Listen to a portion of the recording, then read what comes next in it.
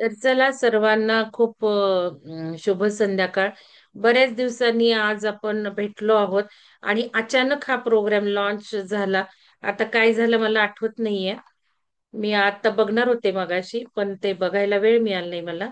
कारण हे पुस्तक मी आजच कसं झालं सांगते, की आठवत नाही आता. हा, आपल्याला रेकीच्या आधी आपला कोर्स करायचा होता माइंड अँड सोल. मग रेकीचं ठरलं, मग त्या मॅडमचं थोडंसं पोस्टपोन झालं काही त्यांच्या कारणामुळं. मग आपणही आपला म्हणजे हे पुढं ढकललं माइंड अँड सोल. आणि परत आज माइंड अँड सोल आता काल मी पुढं ढकलला, काल किंवा परवा. मग आता काय करायचं हे काही ठरलेलं नव्हतं. आपलं गुरुचरित्र अन्वयी अर्थच आपण मार्गशीर्ष पर्यंत घेणार होतो, दत्त जयंतीपर्यंत हे आपलं प्लॅन होतं. पण झालं लवकर संपवलं, सुचेता मॅडमनी केलं. आणि नंतरच शेवट पण ह्यांनी केला. कर्मकांड आपल्याला काही घ्यायचं नव्हतं, कारण ज्या वेळेला माझं सुचेता मॅडमशी बोलणं झालं, म्हणजे त्यांनी स्वतःहूनच मला फोन केला रात्री, की उद्याचे जे काही अध्याय आहेत त्यात नको त्या गोष्टी आहेत आणि त्यांना सुद्धा त्या पटल्या नाहीत. मग मला म्हणायला करायचं का? म्हटलं आपण वाचन म्हणून वाचन करतच नाही. आपल्याला जे रेझोनेट होतं तेच आपण वाचन करतो. तुम्हालाही पटलं नाहीत, मलाही याच्यात काही तथ्य वाटत नाही. कारण कुठलंही पुस्तक हे त्या त्या काळानुसार लिहिलेलं असतं. प्रत्येक सगळ्या 100% सगळं काही बरोबरच असतं असं काही नाही. आपल्याला जे रेझोनेट व्हावं ते घ्यावं. मॅडम म्हटलं काही वाचायची गरज नाही, सोडून द्या. मग तरी मॅडमना कसं तरी होत होतं. मी म्हणजे डिक्लेअरही केलं होतं होणार नाहीत कार्यक्रम आता त्या ह्याचे. आणि त्यानंतर रात्री त्यांना वाटलं, म्हणे नाही मी थोडं तरी सांगते, कथा तरी सांगते. म्हटलं नको आता. अशा प्रकारे ते लवकर संपलं गेलं. आणि मग आपला हा काही प्रोग्राम नव्हता आणि मग माइंड अँड सोल करायचा. तर ते पण पोस्टपोन झालं. मग काही कळना. आणि आठवत नाही, मी आता उद्या सांगेलच काय. मी सुजाता मॅडमना मेसेज टाकला असेल आणि मग त्यांनी मला ते फोटो टाकले दत्तादूत पुस्तकाचे, म्हणे मी हे 2 घेते. मग मलाही वाटलं मी आज आणि उद्या अवेलेबल आहे, मी परवापासून नाही अवेलेबल. मग म्हटलं 2 दिवस आपण आहोत. आणि मला बरेच दिवस झाले, मला छोटी छोटी पुस्तकं आणली, ती खूप घ्यायची इच्छा आहे, महत्वाची. प्राणायामावर आहे, ओंकारावर आहे, आणि अंतरंगाचा आपला प्रवास त्याच्यावर छोटे छोटे पुस्तकं नवीन आणलेत, तर ते खूप महत्वाचे. मला प्राणायाम वर्गातून घ्यायचं होतं, ओंकारातनं मी डिक्लेअर पण केलं असेल बघा, की मी आता या 2 कोर्ससाठी पुस्तके खास त्याच साधकांसाठी ज्यांनी घेतले त्यांच्यासाठीच मी पुस्तक वाचन करणार आहे. बहुतेक माझ्या आठवणीप्रमाणे मी शनिवार रविवार घेईल असंही डिक्लेअर केलं होतं. ही माझी आंतरिक इच्छा होती, कारण प्राणायामवर फोकस आहे आपला या महिन्यात. आणि मग ते पण मी डिक्लेअर केलं, मला वाचायची तळमळ होती. आणि अचानकच मग हे मॅडम म्हटल्यावर मला असं वाटलं, मला आज उद्या वेळ आहे तर मग मी ते पुस्तक वाचू शकते या 2-3 पैकी. पण असं काय झालं, मॅडमनी फोटो टाकल्यावर मी सकाळीच आज ध्यानाच्या आधीच फ्लायर करायला घेतलं होतं. त्यात मॅडमचे ते फोटो टाकले होते आणि नाव देऊन टाकलं होतं, दत्तावधूतांची गूढ पुस्तके. नाव देऊन टाकल्यावर मी म्हटलं आता हे नाव मी कशाला कॅन्सल करू. मग मी जर ती घेतली तर दत्तावधूतांची गूढ पुस्तके कसं काय फ्लायर होईल. मला बदलायला किती वेळ लागला असता, 1 मिनिट सुद्धा लागला नसता. पण मी क्षणभर विचार केला, म्हटलं नको, मग आपल्याला काय दत्तावधूतांची, माझ्याकडे भरपूर पुस्तकं आहेत. तर तुम्ही बघितलीच ही माझी लायब्ररी. 2-3 दिवस मी काही हे करत नव्हते. मी तुम्हाला दाखवते, माझी पूर्ण भिंती भरून लायब्ररी. अजून खूप पुस्तकं माझी बेडमध्ये ठेवलेली आहेत. कित्येक लायब्ररीची पुस्तकं तिकडे पिरॅमिडला गेलीत. मुलांची सुद्धा आपण आता सुरू केली. हे सगळं तुम्ही बघितलंच. तर याच्यामध्ये पूर्ण वॉल भरून कपाट आहे. सांगायचं म्हणजे मग मी म्हटलं आपल्याला काय दत्तदूतांची पुस्तकं आहेत की. पण मग 2च दिवस माझ्याकडे आहे, तर मग छोटं पुस्तक हवं. मग मी गेले गेले तर बरेचसे मला पुस्तकं काढायला लागले. आता हा अजेंडाच नव्हता ना दत्तदूतांच्या पुस्तकाचा, त्यामुळे ती मागं गेली होती. आणि मग बघा ही दोन्ही हातात म्हणजे होती पुढे, पटकन जाड असल्यामुळं आपण वाचलेलं पण आहे. आता हे एवढं काही होणार नाही पुस्तकं. मग बारीक शोधायला लागले आणि एकच असंच अचानकच हातात आलं, की माझ्या लक्षातही नव्हतं की हे असेल दत्तदूतांचं, पण आपोआप आलं. आपोआप आलं म्हणजे की आपण ज्या वेळेला वाटतो ना हे पुस्तक शोध, तसं काही झालं नाही. हे हातात आलं. म्हटलं चला छोटंसं घेऊन टाकू. हेतलं थोडं थोडं वाचलेलं पण आहे आपण, जीवनमुक्तीचा मार्ग. तर हे ज्या वेळेला जीवनमुक्तीचा मार्ग आलं आणि मी मग परत फ्लायर पूर्ण केलं सकाळी. त्याच क्षणात मी सुजाता मॅडमशी बोलूनही घेतलं होतं. म्हटलं मॅडम असं काय हो झालं? तर त्या म्हणे आपण म्हणजे म्हटलं माझं कॅन्सल केलं, मला आता ते कारण शोधायचंच आहे, असं कसं झालं अचानक. म्हणजे माझ्याकडनंच होतं शेवटी, पण का असं मला करावं लागलं. तर मग हे आलं आणि मग माझ्या लक्षात आलं नाही हेच ऊर्जेचं काम असेल. ऊर्जेला वाटत असेल हे महत्वाचं करून घ्यावं, जीवनमुक्तीचा मार्ग. आणि मॅडम आता जे काही घेणार आहे ते. मग असं मी म्हंटल, त्या मॅडमशी मी बोलले तर मॅडम म्हटल्या दत्त जयंती आली आहे ना, आपण ठरवलं होतं गुरुचरित्र, आणि म्हणून हे आपल्या पुढं आलं असेल. मागच्या वेळी तसंच झालं की नाही? मागच्या वेळेला सुद्धा हे श्रीपाद श्रीवल्लभ चरित्रामृत तसंच घ्यायला लावलं स्वामींनी. असंच आलं आपल्याकडं. तसंच आता झालं. ऊर्जा फोर्स करते, ऊर्जा ड्राईव्ह करते. मी इतकं डिटेल का सांगत असते, म्हणजे तुम्हाला काही कोणी असं कानात संदेशच नाही, आता तो कार्यक्रम बंद कर, आता हे घे, असं नसतात मेसेज. हे मेसेज असेच असतात. मग आपण कारण मीमांसा केली तर आपल्या जाणीवेत येतं की हे घडतं कसं. संदेश येतात, गायडन्स येतो, सपोर्ट येतो, म्हणजे कसा हे शोधावं लागतं. मग हे कळलं की त्याला धन्यवादही द्यावे लागतात. मग अशा आपल्याला हेल्पिंग ऊर्जा खूप खूप येतात. मग मला सकाळी लगेच क्लिक झालं, नाही हे कारण असावं. मग मी मॅडमना म्हणजे तुम्हाला लिहिलं पण, ग्रुपवर लिहिलं पण मुद्दाम. कारण मग हे जसं जुळणी येते ना, तसं लक्षातही राहत नाही. आता माझ्या कसं लक्षात नाही राहिलं की म्हणजे सुजाता मॅडमने मी काय विचारलं का काय झालं, मॅडमही बोलतील नंतर, बोला तुम्ही, मला नाही आठवत. तर ते बघूच आपण कशी एकदम मी ह्याच्याकडं आली.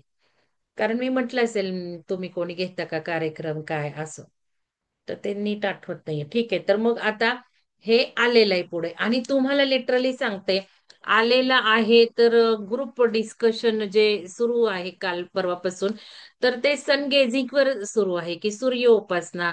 माझ्या पुढे तो व्हिडिओ आला, नंतर मी तो टाकला, बरेच दिवस झाले डिस्कशन ग्रुपवर टाकला, पण मी सुरू केली, एक 3-4 दिवस होऊन गेले. सूर्य उपासना म्हणजे सन गेझिंग सुरू केले, सूर्याकडे एकटक बघणं. आणि तुम्हाला जे वाटतंय ना, मी एकदम मला आज म्हणताय छान दिसतंय, ते सूर्य उपासनेचा परिणाम आहे, लक्षात घ्या. कारण मला पण खूप जाणवतो, डे वन पासून मला जाणवतो. ज्या वेळेला पहिल्या दिवशी मी केलं, त्या वेळेला मला इतकं लाईट झोप आली, इतके की जसं काय मी स्वर्गातच जाऊन आले. सुंदर झोप झालेली आहे माझी, मला काही झोपेल प्रॉब्लेम नाहीये. आणि एक हलकं हलकं हलकं दिवसभर वाटायला लागलं. आणि दोन गोष्टी मी त्या दिवशी केल्या होत्या. प्राणायाम, माधुरी मॅडमना मी म्हटलं होतं मला प्राणायाम मध्ये सुद्धा त्या दिवशी अनुभूती आली. आणि इतकी सुंदर अनुभूती आली, माधुरी मॅडमनाही धन्यवाद दिले. फर्स्ट टाइम मी प्राणायाम केले, नाही तर मी काही योग करत नाही. मी केले त्या दिवशी. म्हणजे सूर्य उपासनेमुळे सगळ्या चांगल्या गोष्टी आपोआप घडतात. आपोआप तिथे सुद्धा सगळं ब्रह्मांड आपल्या बाजूनी लागतं, असे ते आहेत फायदे व्हिडिओमध्ये. आणि ते जाणवले मला, एका दिवसात जाणवले. आणि म्हणून मग मी केली होती 2-4 दिवस साधना. म्हणून मग ते डिस्कशन ग्रुपला परत ओपन केलं काहीतरी. पॉइंट कोणीतरी लिहिले होते, माझे स्किप झाले होते. सुषमा मॅडमनी लिहिले होते, आपल्या मनीषा मॅडमनी लिहिले होते, मनीषा रावळ मॅडमनी. त्यांचेही अनुभव खूप छान आहेत, टाकते मी विहंगम कम्युनिटी ग्रुपवर. आणि सूर्य उपासनेचा तिथे विषय सुरू झाला. त्याच्यामध्ये मला असा वाद घालायचा होता, बाकीच्यांनी पूजा लिहिली, मंत्र लिहिले, ही काय उपासना आपण तरी मानत नाहीये सध्या तरी. मग करायची नाही असं नाही, करा तुम्ही, पण आपल्या उपासना आपण खूप हायर लेवलला गेलेलो आहोत. म्हणून मग मी तिथे थोडस म्हटलं असं नाही मला अपेक्षित. मला अपेक्षित आहे म्हणजे ध्यानच आहे, ते सूर्य ध्यानच आहे. मग मी परत क्वेश्चन टाकला की तोटे पण नको का बघायला? एखाद्या व्हिडिओला लगेच आपण बघायचं सुरू करून बघायचं का? आपले त्याचे वाईट परिणाम, साईड इफेक्ट्स, आपल्या प्रकृतीला परवडतंय नाही परवडत बघायला पाहिजे ना. म्हणून मग मी ते पण टाकलं. आणि मग मी म्हंटल की आता हे अभ्यास करतील काय लोक, तर इथे या पुस्तकात तेच आहे. चंद्र ध्यान आणि सूर्य ध्यान आणि गूढ सगळं. मग हे काही योगायोग नाहीये ना, ऍट अ टाइम तिकडं सुरू झालं, इथे सुरू झालं, हेच पुस्तक आलं. आणि ह्याच्यात खूप गूढ जे काही दिलं ते आज सकाळी आपोआप झालेलं आहे. पुस्तक तर हे नंतर आलं हातामध्ये, पण त्याच्या आधीच आज सकाळचं ध्यान अमेझिंग झालं. मी नुसतं सुरू केलं ध्यान, माझा श्वासच बंद झाला. तुम्ही बिलीव्ह करा अगर नका करू, मला श्वासाची जाणीवच संपून गेली. इतकं सुंदर ध्यान आज, म्हणजे लगेचच ध्यानात होतेच, पण आज लगेच झालं. श्वासच जाणवच नाही लागला, जाणीवच बंद झाली. पण आंतरिक जाणीव सुरू झाली. आंतरिक श्वासाची जाणीव सुरू झाली. आणि मला तिथपर्यंत तुम्हाला न्यायचं होतं. मी जेव्हा म्हटलं तुम्हाला आजच्या ध्यानामध्ये, तुम्ही अजूनही ते ध्यान बघा. तुम्ही आता मेंबरशिप घ्या काही गुड गोष्टींसाठी. ते काही सगळ्यांना ओपन नाही करणार मी. आजचे यातले पण ध्यान मी आज ओपन नाही करणार सगळ्यांना. ते मेंबर्सलाच टाकणार आहे. तुम्ही इथे कार्यक्रमातनं घ्या. पण जर तुम्हाला प्रॅक्टिस करायची तर ते हे मेंबर्सला मिळणार आहे. तर आज मी जिथे आले की नाही तुम्हाला, की आता नेहमीच्या पेक्षा वेगळं काही जाणवतं. तिथे मला माहिती होतं की काही जणांचा आता श्वास बंद झालेला आहे, बाह्य श्वास काही जणांचा बंद झालाय. मग आत काही घडतं तिथे फोकस होता. मी म्हणणार सुद्धा होते आता आतल्या काही हालचाली सुरू झाल्यात बघा. पण मी म्हटलं इतकं डायरेक्ट क्ल्यू तुम्हाला द्यायचं नाही, कारण काय होतं, मी काही डायरेक्ट क्ल्यू दिला ना की मग तुम्ही लगेच ते तुम्हाला भास होतात. माझं असं झालं आणि माझं तसं झालं. मग इथे खरी प्रगती ना तुम्हाला कळते ना मला कळते. म्हणून मी डायरेक्ट शब्द दिले नाही, मी रोखलं स्वतःला. की आतमध्ये मी आता ते उच्चारणार नाही आता सुद्धा. की ते मी तुम्हाला इन्स्ट्रक्शन देणारच होते. आणि त्या क्रिया मी तुम्हाला करायलाच लावणार होते. पण मी म्हटलं नको, आधी उत्तर येऊ देत. मग कोण पोचले? आता दोन व्यक्ती पोचल्यात. श्रद्धा कदम मॅडम पोचल्यात आणि सविता मोहिते मॅडम पोचल्यात. दोघींसाठी आपण एक छान त्यांचं अभिनंदन करू. सगळ्यांनी ओपन करून टाळ्या वाजवेत. श्रद्धा मॅडमसाठी आणि सविता मोहिते मॅडमसाठी. तर खूप छान दोघींनी जाणीव करून घेतली आजच्या ध्यानामध्ये. आणि नक्कीच प्राणायामाचा हा इफेक्ट आहे. त्यांनी व्यवस्थित लिहिलेलं आहे. आंतरिक बाह्य श्वास बंद व्हायलाच हवा होता आजच्या ध्यानामध्ये. आणि आंतरिक श्वास जाणवून घ्यायला हवा होता. तर या गोष्टी घडायला हवेत. तुम्हाला आता 3 स्टेप दिल्यात त्या ध्यानाच्या. या तिसऱ्या स्टेपवर जेव्हा तुम्ही याल ना, हे खरं ध्यान आहे आजचं. आणि ह्याच ध्यानाची आता सराव करा सगळ्यांनी. आणि ज्या वेळेला तुमचा बाह्य श्वासच तुम्हाला जाणवणार नाहीये ना, मग तिथून पुढे 3:30च्या ध्यानाला मजा येणार आहे. मग आतमधल्या आता ह्याच्याकडं तर स्वामींनी बरोबर ती म्हणजे एवढं मी ध्यान घ्यायची गरज नाही. स्वामींनी लगेच इथे गुड तो ध्यान प्रकार सांगितलाय, जो मला तुम्हाला शब्दांनी बघा जाणवतंय का. इथे त्यांनी ते करायला लावलंय, म्हणजे रिव्हर्स इंजिनिअरिंग इथे सापडलं आज. म्हणजे बाकीच्या सगळ्या साधकांसाठी आजचं हे ध्यान खूप सुंदर होणार आहे. इथं इतकं मग बघा, आजचं ध्यान, कालचं रात्रीचं डिस्कशन आणि हे पुस्तक आणि स्वामी हे सांगतात. हे काय हो हे? हे सगळं करून नाही का घेते ऊर्जा, आपल्याला गाईड नाही का करत आहे? तुम्ही आज जे आलाय त्यांच्यासाठी नाहीये का हे? की ज्यांना माझे काही शब्द समजत नाहीत, मला ज्यांच्या स्टेप समजत नाही. स्वामीने डायरेक्ट ती क्रिया करायला लावली, झोपून करायला लावली येथे. आणि ते सांगणार आहे मी तुम्हाला, कारण सोपं आहे ना. मग कोणीही सहजतेने हे आजचं ध्यानाची प्रॅक्टिस करू शकते. तर चला आता आपण या पुस्तकाला सुरुवात करूयात. पण ह्यामध्ये खूप गूढ गोष्टी आहेत. ज्या प्राणायाम रिलेटेड गोष्टी आहेत ते मी उद्या प्राणायाम, मला आठवण करा माधुरी मॅडम असाल तुम्ही तर, नाही तर प्राणायामाचं कोणी, ते मी प्राणायामात उद्या वाचेल, कारण 2 दिवसात नाही होणार आहे. आणि मग त्याच पद्धतीने आपण प्राणायाम पुढच्या महिन्यात करून घेऊ, याच्यात जे सांगितलंय ते. त्याच्यानंतर ओंकाराचं सुद्धा आज किंवा उद्या मी ओंकाराचं सुद्धा करेन. मग नीता मॅडम नसतीलच तर ओंकार, सुलक्षणा मॅडम तुम्ही मला आठवण करा. मला आज वाटलं तर आज, नाही तर उद्या यातली ओंकाराची साधना आपण ओंकारात करून घेऊ आज किंवा उद्या. मग त्याचा सराव तुम्ही दर शुक्रवारी करून घ्या. असं एक ऍडव्हान्स आपण स्थिती यातनं गाठूयात. कारण हे त्याच्यासाठी आलंय. ऊर्जा पण खूप उत्तम आहे. आणि साधना गूढ आहे ती ओंकाराची सुद्धा. ती त्याच वर्गात होईल. प्राणायामाची प्राणायामातच होईल. तर आपण सुरू करूयात. तर प्रयोजन बघा. काय म्हणतात स्वामी. तर 800हून अधिक वर्ष भूतलावावर कार्य केले. महासिद्ध एकाच हजारो वर्षातून एकदाच प्रकट होतो. अक्कलकोट स्वामी समर्थांचं चाललेलं आहे. अक्कलकोटच्या स्वामी समर्थांनी 200हून अधिक सिद्ध पुरुष निर्माण केले. या धरणी मातेवर त्यांनी सर्वात जास्त उपकार केले. असा महासिद्ध पृथ्वी तलावावर हजारो वर्षातून एकदाच प्रकट होतो. 800हून अधिक वर्ष त्यांनी भूतलावावर कार्य केले. यापैकी 1856 ते 1878 अशी 22 वर्ष त्यांनी अक्कलकोट येथे कार्य केले. या फक्त 22 वर्षात त्यांनी 200हून अधिक शुद्ध पुरुष निर्माण केले. उरलेल्या इतर वर्षात त्यांनी कुठे काय केले याचा काही इतिहास सापडत नाही. म्हणून स्वामी समर्थांनी असंख्य सिद्ध निर्माण केले असेच म्हणावे लागेल. 1950 नंतर काळ असा काही पालटला की 1980 पर्यंत आध्यात्मिक प्रांताचे बाजारीकरण झाले. या विषयावर जास्त काही न लिहिणे हेच योग्य. हे बाजारीकरण मात्र आज तागायत चालू आहे. 2006 नंतर ही परिस्थिती झपाट्याने पालटू लागली.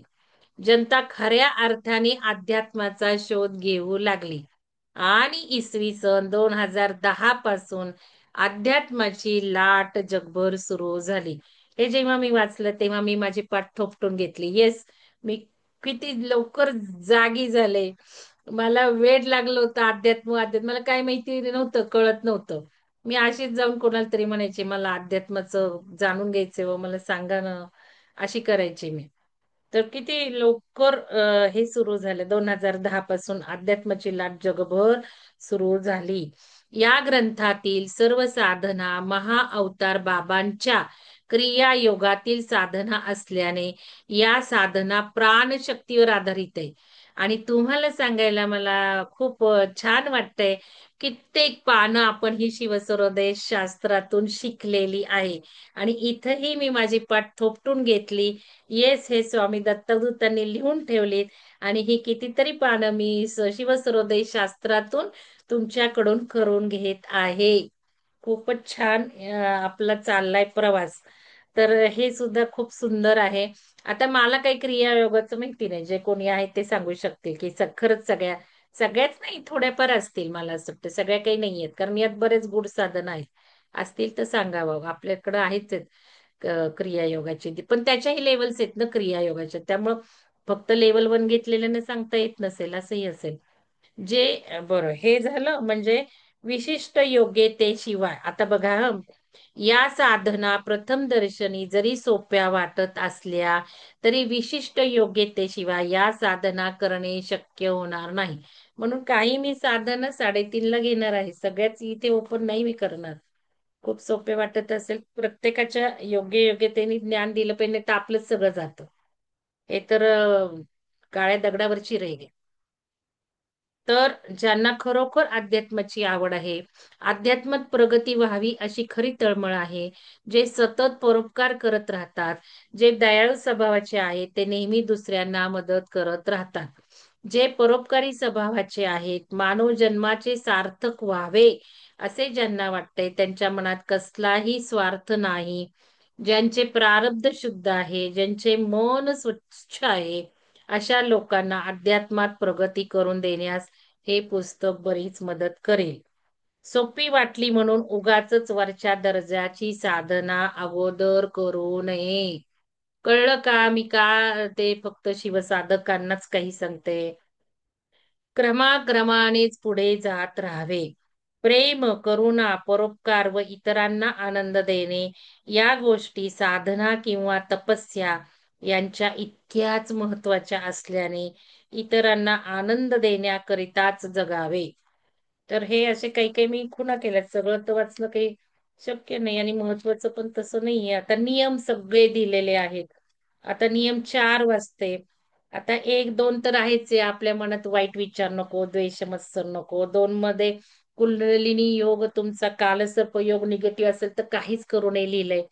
आता हे स्वामींनी लिहिलेलं आहे, पण मी नियम पाळते. मी नियम कसे पाळते? मी उडवते ध्यान ग्रुपमधनं कोणाकोणाला. तुम्हालाही उडवायला सांगते कोऑर्डिनेटरला, पण कोऑर्डिनेटर नाही करायचंय ते लक्ष, तर मी काय करू?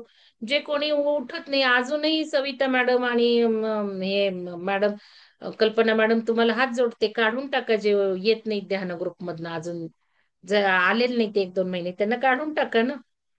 तर हे काढणं गरजेचं आहे, कारण या सगळ्या निगेटिव्ह ऊर्जा आहेत. इथे पण स्वामीजींनी लिहिलंय, ज्यांच्या कुंडलीत निगेटिव्ह काल सर्प योग आहे त्यांनी काहीच करू नये.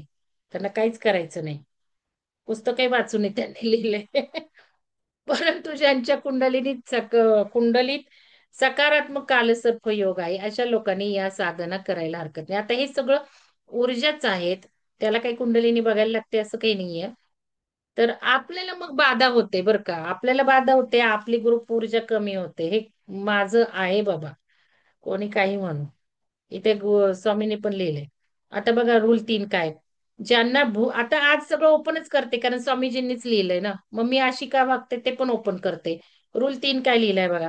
ज्यांना भूत पिशाचाची तसेच जल अप्सरांची सुद्धा बाधा आहे, अशा लोकांनी या साधना करू नये. अतिशय मूढ व अज्ञानी लोकांनी ही साधना, ज्यांना झेपतच नाही त्यांनी कशाला इथे येऊन साधना करावी. ज्यांच्या मनात खूप वाईट विचार येतात, जे लोक दुसऱ्याच्या वाईटाचे विचार करतात, अशा लोकांनी साधना करू नये.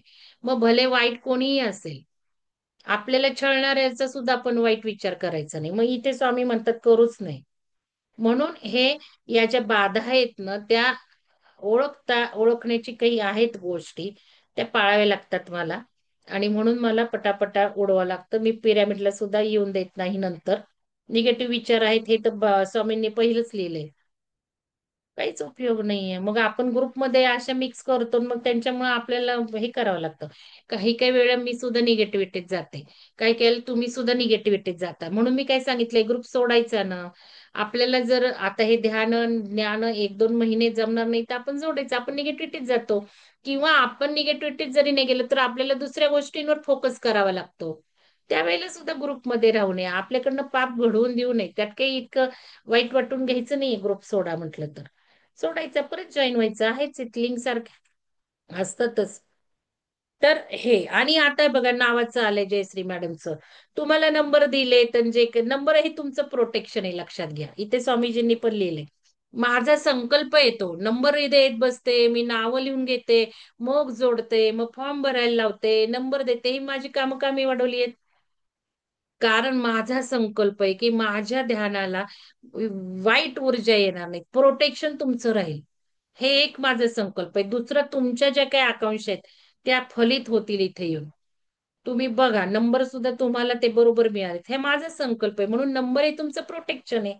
आणि नाव पहिलं आणि आडनाव घालायचंय म्हणजे तुम्हाला फायदा होणार आहे. ऊर्जा पुरेपूर तुमच्यापर्यंत येणार आहेत. तर हे पण आहे. त्याच्यात स्मॉल कॅपिटल तुम्ही चेक करून बघा ऊर्जा. स्मॉल लिहून लिहून ऊर्जा बघा, नाव कॅपिटल लिहून ऊर्जा बघा. हे सगळं शिकवलंय तुम्हाला. तर आता नियम 4 काय बघा. बघा, परोपकारी, प्रेमळ, सात्विक वृत्तीच्या लोकांनीच या ग्रंथातील साधना कराव्यात. या साधना सुरू केल्यानंतर दान धर्मात वाढ करावी. आता इथे स्वामी एकही शब्द या पुस्तकातला असं नाही की मी जो तुम्हाला सांगितलं नाही, काही गुड टेक्निक शिवाय. पण त्याला पण पॅरलल झालेलेच आहेत. इथे जे काही स्वामीजींनी सांगितले ते सगळं आपण ऑलरेडी करत आहोत. पण आता इथे स्पष्टीकरण तुम्हाला बऱ्याच गोष्टींचं मिळायला लागतं. जसं हे मिळालं, मी काढून का टाकते, तुम्ही काय यायचं नाही. इथे काय लिहिलंय आता बघा. दान धर्मात वाढ मिळावी, दान धर्मात वाढ करावी. स्वामी म्हणतात हे करत जाऊनच आपली आध्यात्मिक अजून पुढे जातो, आपण अजून पुढे जातो. आपले लेयर्स क्लीन्स व्हायला लागतात, आपले पूर्व कर्मा क्लीन व्हायला लागतात. साधं आहे ना. आपण मागच्या जन्मात काही वाईट केलं तर दान धर्म करून, दुसऱ्यांसाठी काय करून, पारडं थोडंसं आपलं वाईट ह्याचं खाली येतं ना, खालचं वर येतं ना, काही बॅलन्स व्हायला सुरुवात होते ना. या साधना सुरू केल्यानंतर दानधर्मात वाढ करावी. दररोज कुठल्या ना कुठल्या प्रकारे इतरांना मदत करत राहावे. प्रेमाने वागावे. भूत दया करावी. सर्व प्राणी मात्रांवर प्रेम करत राहावे. गोरगरीब, अनाथ, अपंग, वृद्ध, रुग्ण यांच्याविषयी सहानुभूती बाळगावी. मुक्या प्राण्यांवर दया करावी. त्यांना खाऊ घालावे. हे आपण सगळं म्हणतोच, करतोच. आपण कितपत रोज करतो का, एवढं फक्त बघायचं. या गोष्टी दिसाव्यात जरी सामान्य असल्या तरी यात फार गूढ अर्थ दडलेला आहे. किंबहुना या गोष्टी अध्यात्माचा पाया आहे. अध्यात्माचा पायाच हा आहे. बघा, सामान्य असल्या तरी आता 5, 6, 7 नियम दिले, पण मी 7 सगळं शक्य नाही. 7वा नियम बघा. मोठेपणाची अपेक्षा करू नये. लोकांनी मान सन्मान द्यावा. लोकांकडून मान सन्मान अथवा कौतुकाची अपेक्षा करणे म्हणजे स्वतःची पुण्याई गमावून बसणे. साधनेने वाढणारी पुण्याई काही काळपर्यंत जपणे आवश्यक आहे. अन्यथा लोक पुण्याई लुटून नेतात.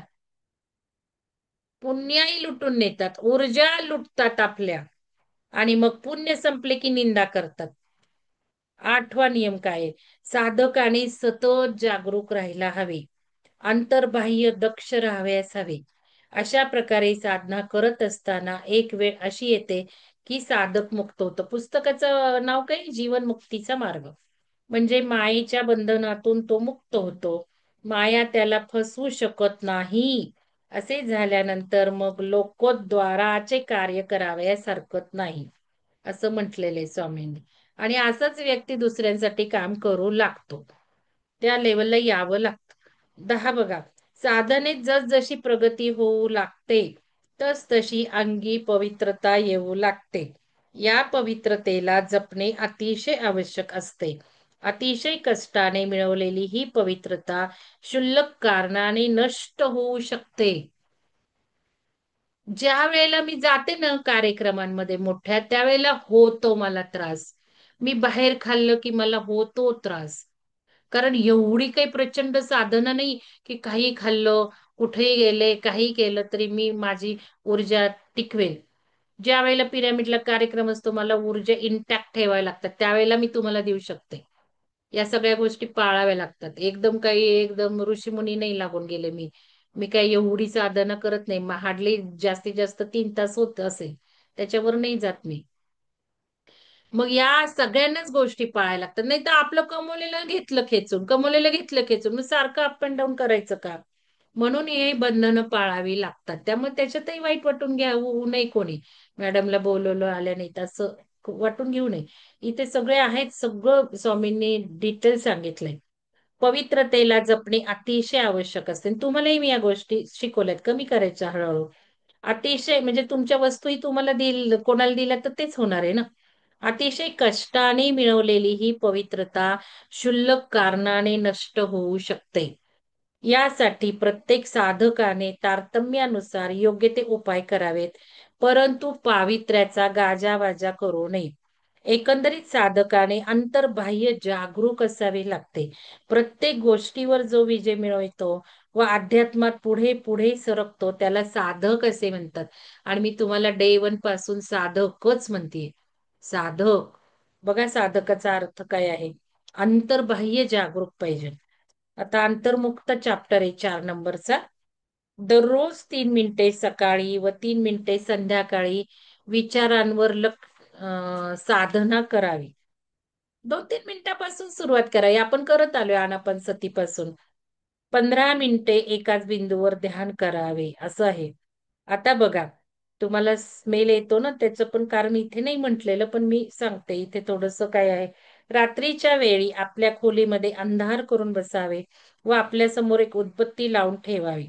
रात्रीच्या अंधारात चमकणाऱ्या उदबत्तीच्या अग्निबिंदूकडे पाहत राहावे. या तुम्ही लिहून घ्या बरं का टेक्निक्स. नुसतं ऐकायचं बंद करा. लिहून घ्या, तुम्हाला जे आवडतं, जे छान वाटतं ते करायला लागा. उदबत्तीच्या अग्निबिंदूकडे, कारण स्टेप बाय स्टेप स्वामींनी दिलेत. हे झालं की ते झालं की ते. मग उदबत्तीच्या अग्निबिंदूकडे पाहत राहावं. याप्रमाणे उदबत्ती संपेपर्यंत पाहावे. दररोज रात्री ही साधना करावी. 121 दिवस अशा प्रकारे साधना केली असता खूप चांगले अनुभव येतात. तुम्ही करून बघा. तुम्हाला हे पण काही वेळेला उदबत्तीच्या वासाने छान वाटेल. नॅचरल स्मेलच्या वापरा. केमिकल युक्त वापरू नका. ह्याच्या आपल्या गोबरच्या आणा उदबत्त्या, धूप. हे करून बघा रात्री, म्हणजे 6-7 ला करू शकता, पहाटे करू शकता, 4:30 ला पहाटे करू शकता. मला साधना एकीने सांगितली होती की खूप तुमच्यामध्ये, तिने मला त्याच वेळेला सांगितलं होतं. त्यावेळेला तो काय भविष्याचा प्रकार होता. मला हे हे केलं पाहिजे. रेकॉर्डिंग बंद केलं पाहिजे ना, अशा काही गोष्टी सांग. मन एकाग्र होऊ लागते, मनाला आनंद होऊ लागतो. सलग 1 वर्ष साधना केल्यानंतर मनात धरलेल्या इच्छा, आता किती सुंदर दिलंय बघा हर स्वामींनी. मन एकाग्र होऊ लागते, मनाला आनंद होऊ लागतो. सलग 1 वर्ष साधना केल्यानंतर मनात धरलेल्या इच्छा पूर्ण होऊ लागतात. पुष्कळ वेळा पुढे काय घडणार याची आगाऊ सूचना मिळते. आता मी गायब होणार आहे 8 दिवस आणि नंतर आल्यावर सांगणार आहे. मला एकदम झळकले माझ्या डोळ्यापुढे आणि केवढ्या क्लिअर कट इन्स्टिंक्ट्स मला आल्या. आणि मी काय एकदम अचानक माझं बदलून माझा प्रोग्रामच बदलला. मी माझ्या आंतरिक फोकसकडे जाणार आहे. पण आल्यावर तुम्हाला सांगणार, तर नाही सांगणार. तर हे बघा, पुष्कळ वेळा पुढे काय करणार, याच्या आगावी सूचना मिळतात. एखादी व्यक्ती भेटावी अशी इच्छा केल्यास त्या व्यक्तीचे पत्र येते. तिच्याकडून काहीतरी खुशाली ऐकायला मिळते. त्या व्यक्तीचा फोन येतो. ती स्वतः येऊन भेटते. एखादा पदार्थ खाण्याची इच्छा झाल्यास तो पदार्थ खायला मिळतो. अशा प्रकारे छोट्या छोट्या इच्छा पूर्ण होतात. परंतु साधकाने कसलीही इच्छा करू नये. मग झाले की नाही हे मार्ग आपले सगळे, खाण्याचे झाले, पिण्याचे झाले, भेटण्याचे झाले, सगळे झाले. आता इच्छा करू नये मधून मधून सांगायला पाहिजे की नाही मी. साधक इच्छा करू लागल्यास मायेचा प्रभाव त्याला आपल्या जाळ्यात खेचतो व इच्छा, आशा, आकांक्षा यांच्या जाळ्यात तो अडकतो व आध्यात्मिक प्रगती खुंटते. म्हणून साधकाने हे लक्षात ठेवावे की त्याला इच्छेच्या पलीकडे जायचे आहे व निरीच्छ व्हायचे आहे. आता तुम्ही तरुण आहात, तुमचं सगळं व्हायचं आहे. माझं तर झालं गेलं, सगळं विश्व उभारून झालं माझं. म्हणजे काही नाही मी मिळवलं, मी सगळंच मिळवलं. त्या मॅडम सुद्धा, मंजुषा मॅडम, पहिलं वाक्य म्हटले, माझी सगळी स्वप्न साकार तुम्ही केलेत, मला तुमच्याबरोबर काम करायचं. हे विश्व कसं निर्माण केलंय तुम्हालाही सगळी स्टोरी माहिती आहे. खटाखटा खटापटापटा. आता कालची प्रतिपदा झाली ना, किती तारीख होती हो, 21 होती ना. तिथे बघा डायरीमध्ये लिहिले की रस्ता सुरू झालाय, झाला काहीतरी कच्चा मुरुम आणून पण टाकला. दुसऱ्या दिवशी मिस्टर सांगायला लागले, त्यांना मी काही सांगत बसले नाही, पण तुम्हाला सांगते, मुरुम का वेळेला थोडासा टाकला. म्हणजे इतके भरा भरा होतात. पण इथे इच्छा धरायची नाही, कारण आपोआप नंतर हळूहळू इच्छा व्हायला लागतात. पूर्ण व्हायला लागतात. मग नंतर काहीच, जसं हृदय ध्यानात हातही हृदयाकडे न्यावं लागत नाही, तसं संकल्पही लिहावे लागत नाहीत. आपोआप सगळ्या आपल्या इच्छा होत राहत, पूर्ण होत राहतात. म्हणून मग आपण इच्छेच्या मागे धावायचं नाही. आपल्या आपोआप पूर्ण होतं. हे लक्षात घ्या. आपल्याला जे हवे ते आपोआप मिळत राहत. म्हणून मग थोडं थोडं थोडं संकल्प दुसऱ्यांसाठी करत राहायचं. आपल्यासाठी काय मिळवायचं ते आता थोडस न करता करून बघायचं काय होतं, पण दुसऱ्यांसाठी करत राहायचं.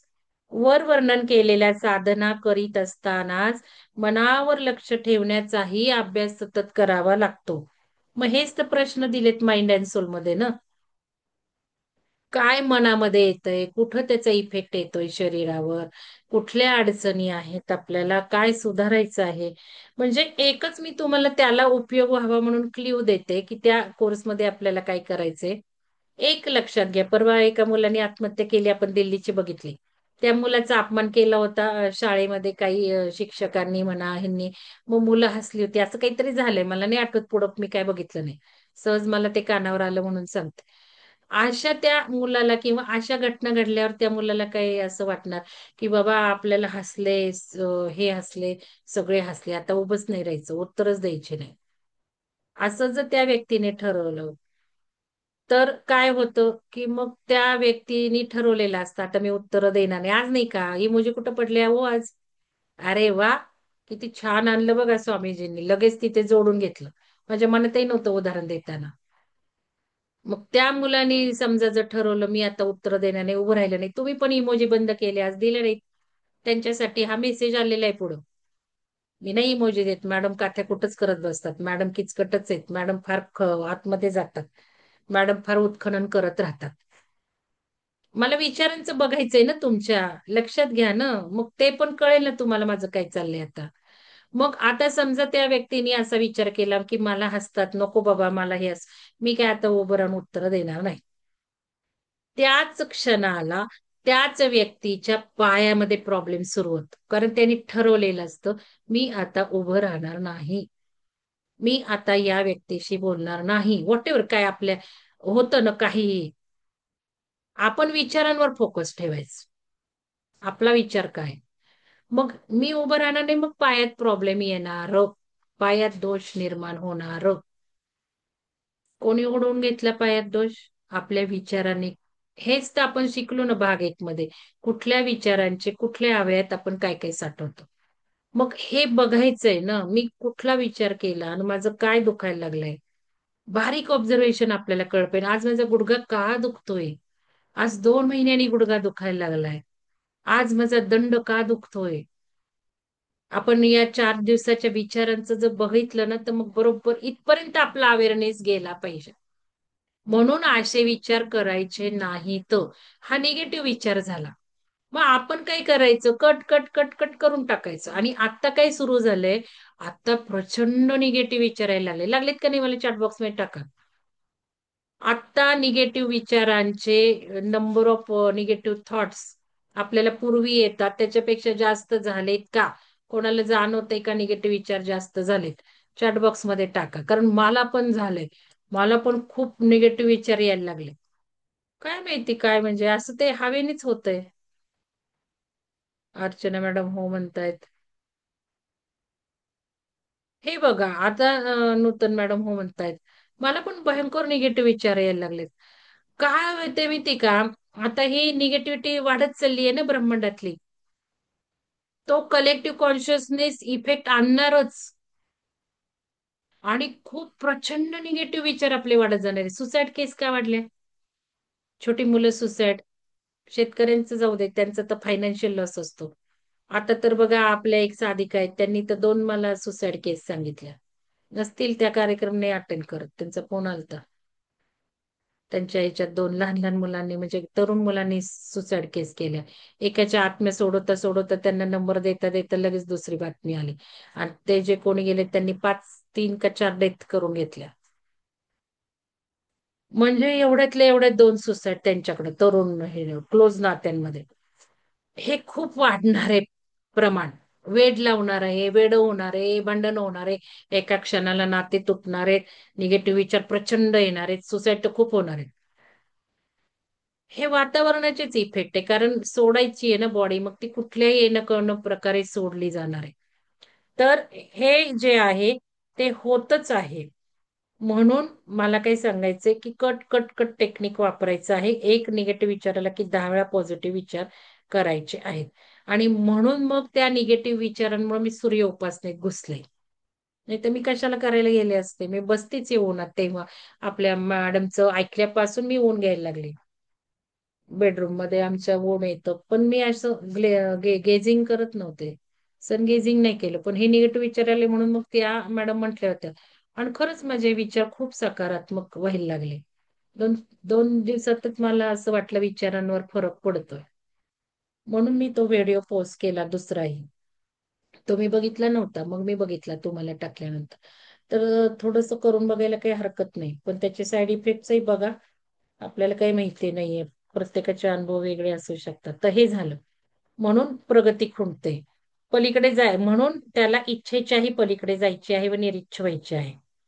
वर्णन केलेल्या साधना करीत असतानाच मनावर लक्ष ठेवण्याचाही अभ्यास सतत. म्हणून मी ते सांगितलं, म्हणजे इथे मी आले, मलाच कळना मी काय सांगत होते, तर मला लगेच आता झालं की मी काय सांगितलं. तर त्या कोर्समध्ये आपल्याला हे विचार, म्हणून मी तुम्हाला विचारते, बस काय तो इमोजी टाकलं, काय विचार मनात होतं मला जाणून घेऊ देत ना.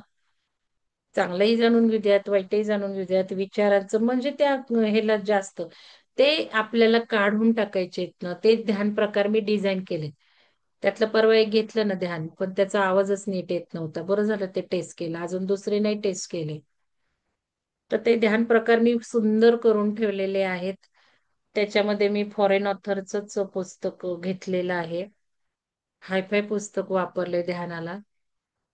तर ते त्या लेव्हलला जाण्यासाठी मग हे आपल्याला विचार आणि ते कुठे येतात, त्याचे इफेक्ट काय होतात हे कळावं लागेल. आपले पॅटर्न्स, आपला पॅटर्न कळला तर तो डिलीट करून आपल्याला रिस्ट्रक्चर तो पॅटर्न करायचा आहे. म्हणून म्हणून हे गरजेचं आहे. तर येता जाता देता खाता पिता वाटेने चालत असता सर्व प्रकारची कर्मे करता करता आपले सर्व लक्ष मनावर केंद्रित करावे. जे मी सांगते तेच स्वामींनी सांगितलेले इथे. विचारांवर लक्ष ठेव म्हणून सांगावे. इथे कोणाला सांगावे? मनाला. मनाला सांगावे. विचारांकडे लक्ष ठेव.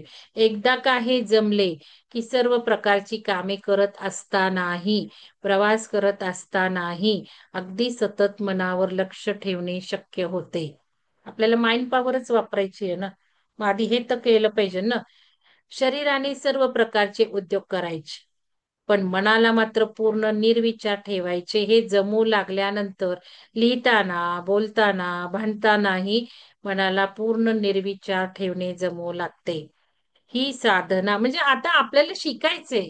काही झालं ना, विचार आला की कट कट कट आपण ते विचार सगळेच, पॉझिटिव्ह असू देत तर निगेटिव्ह असू देत, आता सगळेच कट करायचे. पॉझिटिव्ह नाही विचार करायचा बस. Cut cut cut. ही साधना सूक्ष्म शरीरातील साधना आहे. सूक्ष्म शरीरात राहूनच ही साधना करणे शक्य होते. जोपर्यंत ही साधना जमत नाही, तोपर्यंत याच पुस्तकात सांगितलेल्या इतर साधना कराव्यात.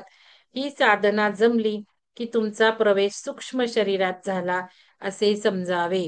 म्हणून हे लक्षात ठेवावे की 1-2 वर्ष इतर साधना केल्यानंतर या साधनेकडे लक्ष द्यावे.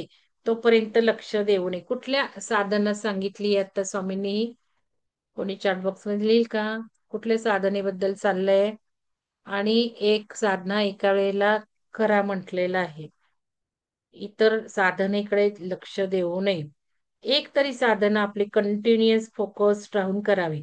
मन पूर्ण निर्विचार करून सर्व प्रकारचे उद्योग, व्यापार शरीराने करण्याची क्षमता प्राप्त झाल्यानंतर मनाला एका विशिष्ट विषयावर केंद्रित करावे.